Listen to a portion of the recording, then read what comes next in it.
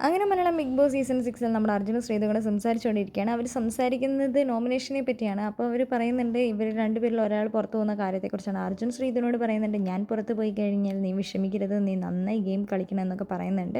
അപ്പോൾ ശ്രീതു ചോദിക്കുന്നുണ്ട് അർജുനോട് നീ പുറത്ത് പോയാൽ ഞാൻ കരയണമെന്നൊക്കെ ചോദിക്കുന്നുണ്ട്. അപ്പോൾ അർജുൻ പറയുന്നുണ്ട് നീ കരയൊന്നും വേണ്ട, നീ നല്ല രീതിയിൽ ഗെയിം കളിച്ചാൽ മതി, അതാണ് എനിക്ക് വേണ്ടതെന്നൊക്കെ അർജുൻ പറയുന്നുണ്ട്.